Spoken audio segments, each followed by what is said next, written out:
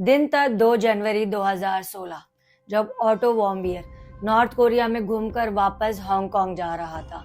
Airport पहुंचा ही था, उसके टूर गाइड ने सभी के पासपोर्ट लेकर वहां पर खाली जमा ही किए थे। जैसे ही वो उसका नाम पासपोर्ट पर पढ़ते हैं, तभी कुछ वहां पर ऐसा होता है जिससे शायद ही कभी ऑटो या फिर पूरा अमेरिका उसे भुला सकता है। आखिरकार वो उसके पासपोर्ट पर उसका नाम देखकर क्यों इस तरीके से चौंक गए थे। पहले तो शुरुआत होती है ऑटो वॉम्बियर से, जो कि काफ़ी अच्छा यूएस का रहने वाला नागरिक था, जो अपनी पढ़ाई के लिए यूनिवर्सिटी में एडमिशन लेता है हांगकांग के, जहाँ पे वो इकोनॉमिक्स पढ़ता है। वैसे तो वो काफ़ी ज़्यादा एम्बिशियस है। वो सोचता था कि जैसे ही वो यूनिवर्सिटी से इकोनॉमिक्स ख़त्म कर देगा अपनी पढ़ाई, वापस यूएस जाके वहाँ पर वो स्टॉक मार्केट एडवाइज़र बनेगा। इतने सारे सपने उसके थे, लेकिन वो सारे सपने रखे के रखे रह गए। वो वहाँ पर गया था दिसंबर 2015 में। सोचता था कि जैसे ही उसका न्यू ईयर ख़त्म होगा, न्यू ईयर वो अपने घर पे नहीं बनाना चाहता। वो न्यू ईयर के लिए सोचता है कि क्यों ना कहीं दूसरे कंट्री में या कहीं बाहर जाके सेलिब्रेट करा जाए। वो चूज़ करता है नॉर्थ कोरिया जाने का, जहाँ पे जैसे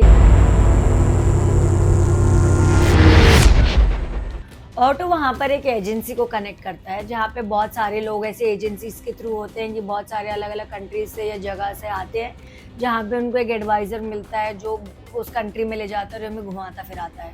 हर कोई जानता है कि वहाँ पे बहुत सारे रूल्स एंड रेगुलेशंस हैं नॉर्थ कोरिया में, जैसे कि वहाँ का तानाशाह, किम जॉन की फ़ोटो हर घर में होती है, उनके फादर की फ़ोटो हर घर में मिलेगी जिसे पूजा किया जाएगा। ऐसे बहुत सारे ऐसे रूल्स हैं जिनको तोड़ना हर किसी के बस की बात नहीं। और उसे तोड़ने पर मान लो आपने वो गलती करी है या नहीं करी है, वहाँ पर आपको उस चीज़ की सज़ा मिलेगी ही मिलेगी। वैसे ही वहाँ पे और भी बहुत सारे रूल्स हैं, जैसे कि हर कोई जानता है कि बीटीएस वगैरह ऐसे सॉन्ग्स के ड्रामा बहुत सारा फेमस है, बट ये सारी चीज़ें वहाँ पर नहीं चलती है। ना ही ये सारी ऐसी चीज़ें आप अपने फ़ोन में कैरी करके ले जा सकते हैं।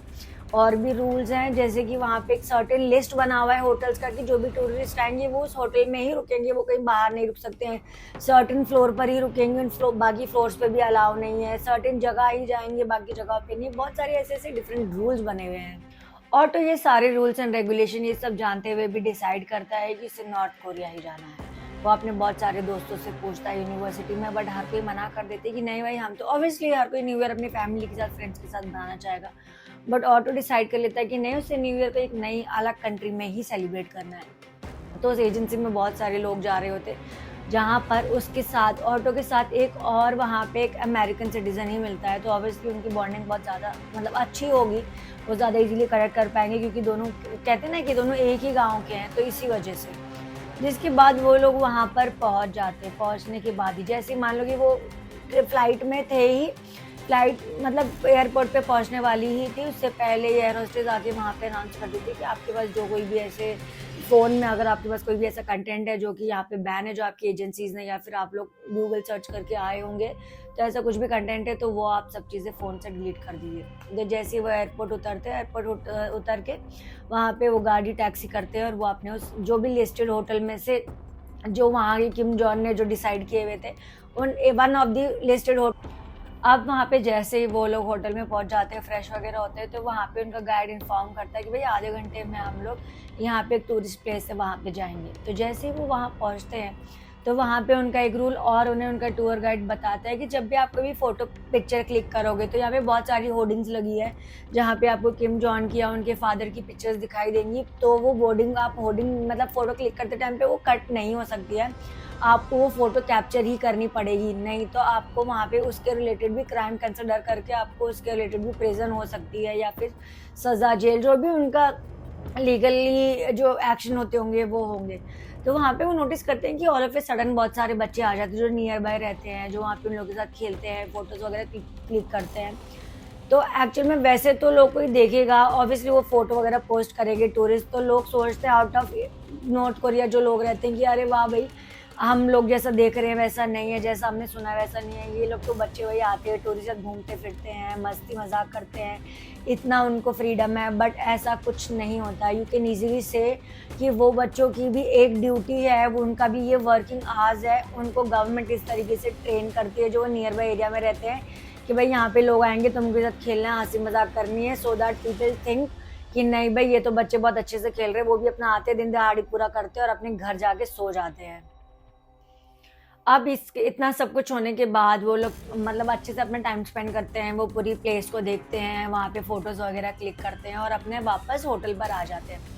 नेक्स्ट डे दे डिसाइड कि भाई न्यू ईयर है, तो ऑब्वियसली यहाँ नियर बाय में एक मतलब ऐसे चौराहा आप बोल सकते हो, वहाँ पे बहुत सारे लोग डिसाइड करते हैं कि हम मिलेंगे भाई, बैठेंगे, पार्टी वगैरह करेंगे, दारू वगैरह पियेंगे और मस्त इंजॉय करेंगे। दो नॉर्थ कोरिया में दारू पीना बंद होना मतलब इलीगल नहीं है, बट आई थिंक इतने सारे रूल्स एंड रेगुलेशन है, तो ये सारी चीज़ें, ये स्टेप रखना उनके लिए या फिर ये आइडिया लेके आना उनके लिए कहीं ना कहीं बैकफायर कर सकता था, क्योंकि ऑब्वियसली कहीं पीवी के भाई कोई रूल बाय चांस गलती से तोड़ दिया या कोई चीज़ ऐसी गलती हो गई which can turn into a disaster for them, but still वो ऐसा डिसाइड करते हैं। जो अमेरिका का एक और दोस्त फ्रेंड होता है, वो जो सेम गांव का ऑटो के साथ रहता है, वो दोनों एक साथ ही रुकते हैं, तो वो लोग वहाँ पे चौराहे पे जाते, ड्रिंक वगैरह करते हैं, पार्टी वगैरह करते हैं, फायर क्रैकर्स वगैरह होने वाले थे 12 बजे न्यू ईयर के।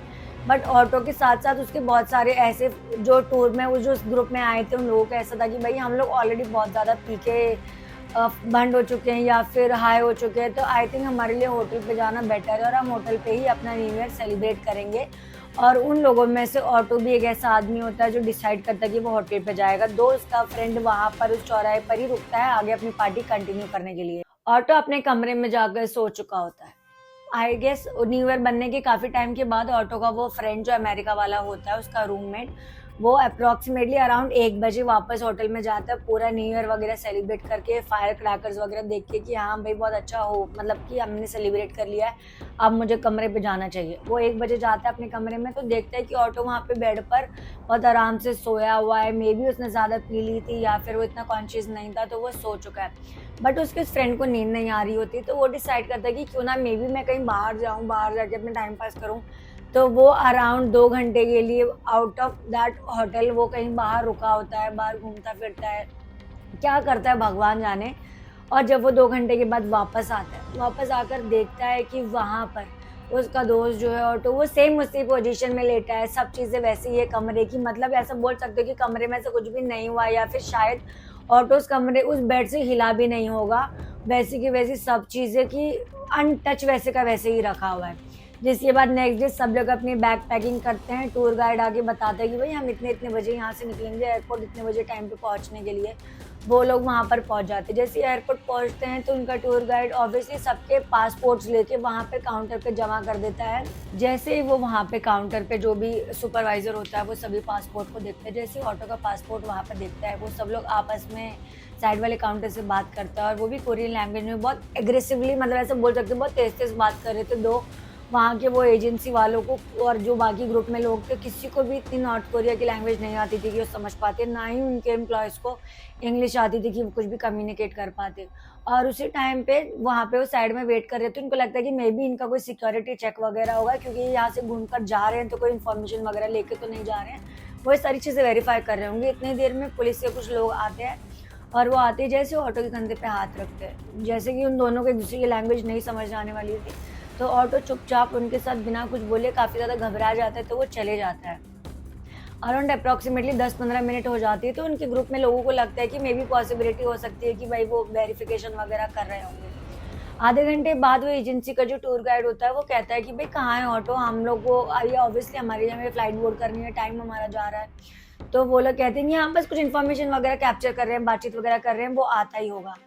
तो ऐसे करते करते वेट करते करते उन्हें 3 घंटे हो गए। तो ऑब्वियसली टूर गाइड की रिस्पॉन्सिबिलिटी थी, तो वो डिसाइड करता है कि वो वहीं पे रुकेगा और बाकी जो टूरिस्ट है वो उन सबको वापस फ्लाइट बोर्ड करवा देगा। वो फ्लाइट बोर्ड करके वहाँ से चले जाते हैं, फिर टूर गाइड वहीं पर रुकता है ऑटो के लिए। टूर गाइड भी वहाँ पे रुक के काफ़ी टाइम हो गया था, वो अचानक से वापस पूछता है कि वहाँ पे जो एम्प्लॉयज़ काउंटर पे रहते हैं कि भाई कहाँ है ऑटो, क्या चल रहा है ये सब। तो वो लोग वहाँ पे एक पुलिस वाले आता है, वहाँ पे आके इन्फॉर्म करता है कि भाई ऑटो की हम इन्वेस्टिगेशन कर रहे थे, बातचीत कर रहे थे, ऑल ऑफ ए सडन उसकी तबीयत ख़राब हो गई है, उसका सर दर्द होने लगा है, बीमार पड़ गया, तो उसे नियर बाय हॉस्पिटल में हमने भर्ती किया है। तो उसके बाद वो टूर गाइड काफ़ी ट्राई करता है कि उससे वहाँ पे कोई हॉस्पिटल में ऑटो की कोई इन्फॉर्मेशन मिले, बट वो नहीं मिलती है। तो अनफॉर्चुनेटली उसे ऑटो के बगैर आना पड़ता है, वो वापस हांगकांग आ जाता है। उसके कुछ 1-2 दिनों के बाद ऑटो के फैमिली वाले, उसके मॉम एंड डैड, मतलब ऑब्वियसली वो भी कम्युनिकेट करेंगे, दे विल बी वरीड कि भाई हमारा लड़का कहाँ है। वो एजेंसी को कनेक्ट करते हैं कि भाई अब तक उनका जो ये टूर था ये ख़त्म हो जाना चाहिए था, हमने ना कोई बातचीत करी है हमारे लड़के से, ना कोई फ़ोटो शेयर हुआ है, कुछ भी नहीं है, आखिरकार हमारा लड़का कहाँ है। तो उस टाइम पे वो टूर गाइड उनके एजेंसी वाले बताते हैं कि भाई ऐसा ऐसा हुआ था और जिसकी वजह से वो वहाँ रुक गए हैं। बाकी इसके रिलेटेड आगे फर्दर कोई भी इंफॉर्मेशन हमें नहीं दी गई है। दो नॉर्थ कोरिया में कोई भी ऐसे अमेरिका एम्बेसी नहीं है, क्योंकि हर कोई जानता है नॉर्थ कोरिया की और अमेरिका की, यूएस के इतने ज़्यादा रिलेशन अच्छे नहीं रहे हैं, हमेशा वो एक दूसरे के राइवलरी ही रहे हैं। तो इसके चक्कर में वहाँ पे एक दो एम्प्लॉय ज़रूर है अमेरिका के, ताकि वो कम्युनिकेट वगैरह कर सके, कोई भी ऐसी इश्यूज आती है। दो वहाँ पे कोई भी एम्बेसी वगैरह नहीं है। वहाँ पर उसके मॉम डैड ट्राई करते हैं, जितने भी ऑफिशियल्स होंगे या फिर जितने भी नॉर्थ कोरिया में लोग रह रहे हैं, उनके एम्प्लॉयज़ अमेरिका की तरफ से रिप्रेजेंटेटिव जो है, तो वो सबको एक एक करके मेल डालती है। तो वहाँ पे एक ऐसे एम्प्लॉय को मेल डाल देती हैं जो जिससे वो कम्युनिकेट करते हैं और वो सारी बताते हैं चीज़ें कि भाई ऐसा ऐसा हो गया है। तो ये सारी बातें सुनते ही उस एम्प्लॉय को क्लिक हो जाता है कि अगर सच में ऑटो की तबीयत ख़राब हो गई है तो कोई इशू नहीं है, पर अगर पुलिस ने सच में किसी इन्वेस्टिगेशन में उसे अरेस्ट किया है तो ये बहुत बड़े ट्रबल में, बहुत बड़े प्रॉब्लम में आने वाला है। दो उसने कोई क्राइम किया हो नहीं किया हो, वहाँ का ऐसा रूल है कि अगर आपने कोई क्राइम किया है नहीं किया है, पर अगर पुलिस को आप पे शक है, पुलिस आपको उसके रिलेटेड पकड़ती है, तो आप वहाँ पे ऐसा नहीं कह सकते हो कि नहीं भाई मैंने क्राइम नहीं किया है। आपको वो एक्सेप्ट करना ही होगा जिसके रिलेटेड आपको वहाँ पे सज़ा मिलेगी, जिसकी बहुत ज़्यादा सीवियर सज़ा होती है। तो इन्वेस्टिगेशन करते हैं वो लोग, तो ऑल ऑफ ए सडन कुछ 2-3 दिन के बाद एक वीडियो न्यूज़ पे दिखाई देता है, जो वो एम्प्लॉय कनेक्ट करता है ऑटो के मॉम एंड डैड को और इन्फॉर्म करता है कि न्यूज़ में ऐसा ऐसा दिखा रहा है। आखिरकार उस न्यूज़ में ऐसा क्या था जिसे देखते ही उसके मॉम एंड डैड घबरा जाते हैं। न्यूज़ में दिख रहा होता है उनका लड़का। कहा जाता है कि ऑटो ने एक ऐसा क्राइम किया है जिसकी सज़ा नॉर्थ कोरिया में बहुत ज़्यादा है, जिसे कोई भी नॉर्थ कोरिया का किम जॉन या फिर कोई भी ऑफिशियल जो होगा वो उसे निगलेक्ट नहीं कर सकता है, जिसकी सज़ा उसे मिलेगी। उसके 1-2 दिन के बाद एक वीडियो आता है न्यूज़ पे, वीडियो नहीं आप एक कॉन्फ्रेंस बोल सकते हो, जहाँ पर ऑटो को लेकर आया जाता है और साथ ही साथ उस मतलब उसके साइड में 2 ऑफिशियल्स होते हैं पुलिस के, जिसके बाद उसके हाथ में एक पेपर होता है, जिसे वो पेपर को रीड आउट करता है और करते हुए वो एक्सेप्ट करता है कि उसने एक ऐसा क्राइम किया है। उसने क्राइम किया होता है कि वो जो 2 घंटे जब उसका फ्रेंड बाहर था, जो मैंने आपको बताया था, तो उस दौरान एक वीडियो ऐसा आया है कि जैसे मैंने बताया था कि 5th फ्लोर पे ऑफिशियल्स ही जा सकते हैं, सीनियर या फिर कोई एम्प्लॉय होटल का, नॉर्मल टूरिस्ट को या लोगों को वहाँ जाना अलाउ नहीं होता है। तो वो आँख खुलती है और वो जैसे ही बाहर आता है तो आउट ऑफ क्यूरियोसिटी कि भाई ऐसा क्या है 5th फ्लोर पे कि यहाँ पे लिफ्ट नहीं रुकती, यहाँ पे आपको जाना अलाउ नहीं, सिर्फ स्टेयर से ही जा सकते हो। उसे इतनी ज़्यादा क्यूरियोसिटी होती है और वो प्लस पिया, मतलब ऑब्वियसली ही वाज ड्रंक, तो वो out of excitement 5th floor पे चले जाता है। वहाँ पे बहुत सारे होर्डिंग्स लगे थे किम जॉन के with lot of other slogans. तो एक स्लोगन उसे पसंद आता है, एक होर्डिंग, तो वो डिसाइड करता है कि वो उस होर्डिंग को अपने घर लेके जाएगा। जैसे वो होर्डिंग को, उस फ्रेम को निकालता है, उसे रियलाइज़ होता है कि ये फ्रेम है, इसे वो फोल्ड कर कर अपने बैग में या फिर इसे ले जाना उसके लिए पॉसिबल नहीं है। जैसे जिसे ही वो उस होर्डिंग को उस नीचे वापस, मतलब वो जो वॉल है वॉल के नीचे ही रख के वो वहाँ से वापस अपने कमरे में जाकर सो जाता है, जिसे वहाँ पर एक बहुत बड़ा क्राइम माना जा रहा है। It is consider as a disrespectful. और उस कॉन्फ्रेंस में वो रीड आउट करता है और वो एक्सेप्ट भी करता है। वो ऑल ऑफ ए सडन कहता है कि वो अमेरिका का एजेंट है, जिसने उन्हें यहाँ भेजा था कोरिया के रिलेटेड इन्फॉर्मेशन पता करने के लिए, और ये होर्डिंग ले जाना, फ़ोटो ले जाना भी उसका एक स्ट्रैटेजी था, वन ऑफ द पार्ट था जो अमेरिका ने उसे करने के लिए बोला था। जिसके कुछ टाइम बाद वो घुटनों पर बैठकर वहाँ पर रोते हुए अपनी भीख भी मांगता है कि उसे यहाँ पर एक चांस दिया जाए, उसे मौका दिया जाए और उसे वापस अमेरिका भेज दिया जाए। और साथ ही साथ उसे ऐसा लगता है कि शायद पॉसिबिलिटी है, वहाँ पर उसके मॉम डैड भी स्ट्रगल कर रहे थे, बट वहाँ पे उस टाइम पे प्रेसिडेंट बैरक ओबामा रहते हैं, तो ऑटो के मॉम डैड को लगता है कि शायद वहाँ पर उस समय पे ये अपील करना या फिर कुछ मांगना पॉसिबल नहीं हो पाएगा, या फिर वो इतना इनिशिएट नहीं लेंगे। तो उसके कुछ टाइम बाद इलेक्शंस होते हैं, जिसके बाद डोनाल्ड ट्रंप इलेक्शन में खड़े होते हैं और वो नए प्रेसिडेंट बन जाते हैं, जिसके बाद वो बहुत ज़्यादा फोर्स करते हैं नॉर्थ कोरिया को कि वो ऑटो वॉर्मबियर को वापस अमेरिका भेज दें। बट वहाँ पे ऐसा कुछ भी नहीं होता है। नॉर्थ कोरिया उसे सज़ा दे देती है 15 सालों की, वो भी लेबर प्रिजन में, यानी कि उसे बहुत ज़्यादा हार्ड वर्क अब इस प्रिजन में करना पड़ेगा और बहुत ज़्यादा टफ टाइम उसे उस प्रिजन में निकालना पड़ेगा। जबकि उसने खाली एक वो होर्डिंग चोरी करने की कोशिश करी थी, जो कि कहा जाता है कि वो सीसीटीवी कैमरे में भी जो फुटेज है वो एकदम क्लियर नहीं है।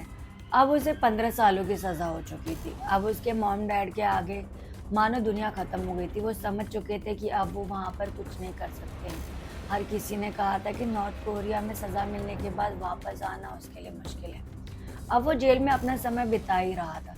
कॉन्फ्रेंस में वो कहाँ कमज़ोर ज़रूर लग रहा था। वो देख के लग रहा था कि वही ये वो पुराना ऑटो वॉम्बियर नहीं है, जिससे वो जब वो यहाँ पर आया था न्यू ईयर सेलिब्रेट करने जैसा वो था। उसके शरीर में बहुत सारे डिफरेंसेस पता चल रहे थे, बट इतना ज़्यादा भी नहीं था कि कुछ ऐसा अचानक हो जाए। मान लो उसको सज़ा दिए गए 18 महीने हो चुके थे। 1.5 साल बाद अचानक से खबर आती है कि ऑटो वॉम्बियर कोमा में जा चुका है। उसकी तबीयत ख़राब हो चुकी है। बहुत सारे डॉक्टर्स ने उसे ट्राई किया है, बट वो उसे रिवाइव नहीं करा पा रहे हैं। जिसके बाद ऑटो वॉम्बियर के मॉम डैड वहाँ पे प्रेसिडेंट से बात करते हैं अमेरिका के, एंड एज ए ह्यूमैनिटी वो कहते हैं कि प्लीज़ एटलीस्ट अब हमें हमारे इस लड़के को या फिर यूएस के सिटीज़न को वापस यूएस भेज दिया जाए। नॉर्थ कोरिया इस चीज़ के लिए मान भी जाता है। वैसे तो उससे पहले वो बहुत ज़्यादा प्रेशराइज़ करते हैं उसे, मतलब बार-बार ऐसा जताते हैं कि भाई हमने तो आगे नेगोशिएट करने के लिए डाला है, बट अमेरिका वाले तुम्हारी जान बचाना ही नहीं चाहते हैं। उन्होंने तुम्हें देश निकाला घोषित कर दिया है, वो ही नहीं चाहते तुम बचो, तो हम क्या करें, हम तो तुम्हें भेजने के लिए तैयार हैं। इसके बाद अब वो ऑफिशियल्स यहाँ पे आने वाले होते हैं। अमेरिका के ऑफिशियल कहते हैं कि हम हमारे डॉक्टर्स और उनकी एक टीम भेजेंगे, और जो सुपरिटेंडेंट वगैरह जो वहाँ पे देखने के लिए होंगे, मजिस्ट्रेट, उनको भेजेंगे। नॉर्थ कोरिया मना कर देता है, कहता है कि जी नहीं, आप खाली सिर्फ एक ही डॉक्टर यहाँ पर देखने के लिए आएगा, साथ ही साथ जो आपके और 2 ऑफिशियल्स लगेंगे, यानी कि ये 3 लोग ही यहाँ पर आ सकते हैं देखने के लिए। वो लोग जैसे ही वहाँ पे नॉर्थ कोरिया पहुँचते हैं और हॉस्पिटल में जाते हैं, देखते हैं कि उन्हें कुछ अजीब सा देखकर लगता है कि आखिरकार ऐसा कैसे हो गया, ऑल ऑफ ए सडन में इतना कमज़ोर है, कोमा में चला गया है, और इसे रिवाइव करने का कोई भी ऑप्शन नहीं दिख रहा था। राइल्स ट्यूब यानी कि नाक के थ्रू वो फीडिंग पाइप होती है, जिससे जो पेशेंट होता है वो लिक्विड डाइट मतलब पी पाता है। वो भी मुँह से खुद से नहीं, वो पाइप के थ्रू जाता है उसके पेट में, जो उसको फूड कंजम्पशन कंसिडर किया जाता है। अब वो उसे फ्लाइट में बैठाकर वापस यहाँ पर लेकर आ जाते हैं। बहुत सारे लोग वहाँ पे एयरपोर्ट पे जमा भी होते हैं, बहुत सारे होर्डिंग्स के साथ कि वेलकम बैक ऑटो। पर जब वो जिस हालत में ऑटो को देखते हैं, वो समझ जाते हैं कि उन्होंने जिस हालत में ऑटो को वहाँ वीडियो कॉन्फ्रेंस पे देखा था, ये उसका 1% भी नहीं है। एकदम अधमरा, मान लो उसकी सांसें चली ही गई हैं।